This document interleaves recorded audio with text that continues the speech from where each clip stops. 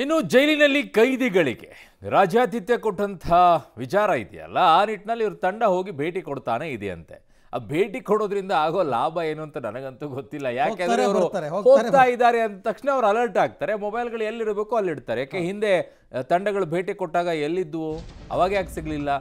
ಚೆನ್ನಾಗಿದೆಯಪ್ಪ, ಸುಮ್ಮನೆ ಮೊದಲೇ ಹೇಳ್ಬಿಡೋದು, ನಾವು ಬರ್ತಾ ಇದ್ದೀವಿ ಅಲರ್ಟ್ ಆಗಿ ಅನ್ನೋ ರೀತಿಯಲ್ಲಿ ಇದು. ಸೊ ಕೈದಿಗಳಿಗೆ ಕೊಟ್ಟಂತ ರಾಜ್ಯಾತಿಥ್ಯದ ವಿಚಾರದಲ್ಲಿ ಇವತ್ತಿನಿಂದ ಹೈಪವರ್ ಕಮಿಟಿ ತನಿಖೆ ಶುರು ಅಂತೆ. ಇವತ್ತು ಜೈಲಿಗೆ ಭೇಟಿಯನ್ನ ಎಡಿಜಿಪಿ ಹಿತೇಂದ್ರ ಕುಮಾರ್ ಅವರ ತಂಡ ಭೇಟಿಯನ್ನ ಕೊಡುತ್ತಂತೆ. ರಾಜ್ಯಾತಿಥ್ಯದ ವಿಚಾರದಲ್ಲಿ ತಿಂಗಳೊಳಗೆ ಒಂದು ತನಿಖೆಯನ್ನ ಮಾಡಿಕೊಡ್ತಾರಂತೆ ಸರ್ಕಾರಕ್ಕೆ. ಬ್ಯಾರಕ್ ಸಿಬ್ಬಂದಿ, ಕೈದಿಗಳು, ಅಧಿಕಾರಿಗಳ ವಿಚಾರಣೆಯನ್ನ ಹೈಪವರ್ ಕಮಿಟಿ ವಿಚಾರಣೆ ಮಾಡುತ್ತೆ. ವೈರಲ್ ವಿಡಿಯೋ ಚಿತ್ರೀಕರಣದ ಬಗ್ಗೆ ಕೂಡ ವಿವಾದ ಏನಾಗಿತ್ತು, ಆ ನಿಟ್ಟಿನಲ್ಲೂ ಕೂಡ ಮಾಹಿತಿಯನ್ನ ಕಲೆ ಹಾಕ್ತಾರೆ. ಏನು ಕೊಡ್ತಾರೆ? ಹಿಂದೆ ಡಿ ರೂಪ ಅವರು ಇದೇ ರೀತಿಯಾದಂಥ ಅಲಿಗೇಷನ್ ಮಾಡಿದಂಥ ಸಂದರ್ಭದಲ್ಲೂ ಕೂಡ ಇದೇ ರೀತಿಯಾಗಿ ತನಿಖೆ ಆಯಿತು. ಆ ತನಿಖೆಯ ವರದಿ ಏನಾಯಿತು ಇಲ್ಲಿವರೆಗೂ ಗೊತ್ತಿಲ್ಲ. ದರ್ಶನ್ಗೆ ರಾಜಾತಿಥ್ಯ ಕೊಟ್ಟಿದ್ದು ಏನಾಯ್ತು, FIR ಆಯ್ತು, ಅದು ಯಾರ ವಿರುದ್ಧನೂ ಕ್ರಮ ಇಲ್ಲ. ಸುಪ್ರೀಂ ಕೋರ್ಟ್ ಆ ಥರ ಚಿಮಾರಿ ಹಾಕಿದ್ರು ಕೂಡ ಮಾನ ಮರ್ಯಾದೆ ಇಲ್ದಂಗೆ ಈ ವಿಡಿಯೋಗಳನ್ನೆಲ್ಲ ಕೊಟ್ಟರು, ಫೆಸಿಲಿಟಿಯನ್ನು ಕೊಟ್ಟರು.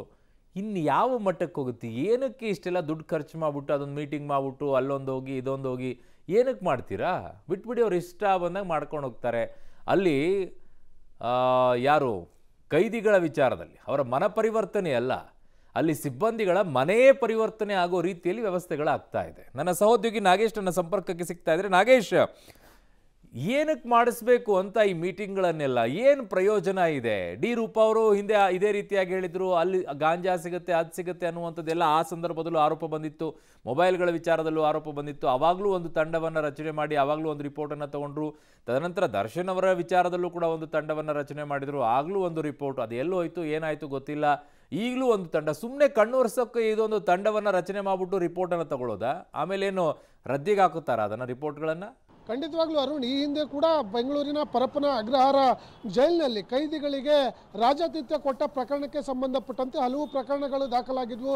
ಪ್ರಕರಣಕ್ಕೆ ಸಂಬಂಧಪಟ್ಟಂತೆ ತನಿಖೆ ಮಾಡಲಿಕ್ಕೆ ಒಂದು ಕಮಿಟಿ ಕೂಡ ರಚನೆ ಮಾಡಿ ಕಮಿಟಿ ಕೊಟ್ಟಂಥ ವರದಿಯನ್ನು ಕೂಡ ತೆಗೆದುಕೊಂಡಿದ್ರು. ಆದರೆ ಆ ವರದಿ ಕೊಟ್ಟಂಥ ವರದಿಯಲ್ಲಿ ಏನಿತ್ತು, ಯಾವ ಅಧಿಕಾರಿಗಳ ವಿರುದ್ಧ ಕ್ರಮ ಕೈಗೊಂಡ್ರು ಅನ್ನುವಂಥದ್ದು ಮಾತ್ರ ಯಾವುದೂ ಕೂಡ ಬೆಳಕಿಗೆ ಬರಲಿಲ್ಲ.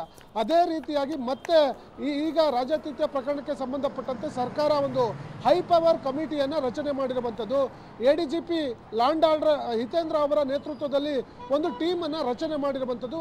ಒಂದು ತಿಂಗಳ ಅವಧಿಯಲ್ಲಿ ಅಲ್ಲಿ ರಾಜಾತಿಥ್ಯ ಕೊಟ್ಟಂಥ ಪ್ರಕರಣದ ತನಿಖೆಯನ್ನು ಮಾಡಿ ವರದಿಯನ್ನು ಕೊಡಬೇಕು ಅನ್ನುವಂಥ ಆದೇಶವನ್ನು ಮಾಡಿರುವಂಥದ್ದು. ಆ ಕಾರಣಕ್ಕಾಗಿ ಇವತ್ತು ADGP ಲಾಂಡ್ ಆರ್ಡರ್ ಹಿತೇಂದ್ರ ಅವರ ನೇತೃತ್ವದ ಟೀಮ್ ಪರಪ್ಪನ ಅಗ್ರಹಾರ ಜೈಲಿಗೆ ಹೋಗಿ ಭೇಟಿ ಮಾಡಿ ಪರಿಶೀಲನೆ ಮಾಡುತ್ತೆ ಅನ್ನುವಂಥ ವಿಚಾರಗಳು ಕೂಡ ಗೊತ್ತಾಗ್ತಿರುವಂಥದ್ದು. ಯಾಕಂದರೆ ರಾಜಾತಿಥ್ಯ ಕೊಟ್ಟಂಥ ಆರೋಪಿಗಳ ಈಗಾಗಲೇ ಪತ್ತೆ ಮಾಡಿ ಆ ಪ್ರಕರಣಕ್ಕೆ ಸಂಬಂಧಪಟ್ಟಂತೆ ಪರಪ್ಪನ ಅಗ್ರಹಾರ ಪೊಲೀಸ್ ಠಾಣೆಯಲ್ಲಿ ಒಂದು ಸಪ್ರೇಟ್ FIR ಕೂಡ ದಾಖಲಾಗಿದ್ದು, ಆರೋಪಿಗಳ ಪ್ರಾಥಮಿಕ ವಿಚಾರಣೆಯನ್ನು ಅಲ್ಲಿಯ ಜೈಲಧಿಕಾರಿಗಳು ಕೂಡ ಮಾಡಿ ವರದಿಯನ್ನು ಪಡೆದುಕೊಂಡಿರುವಂಥದ್ದು.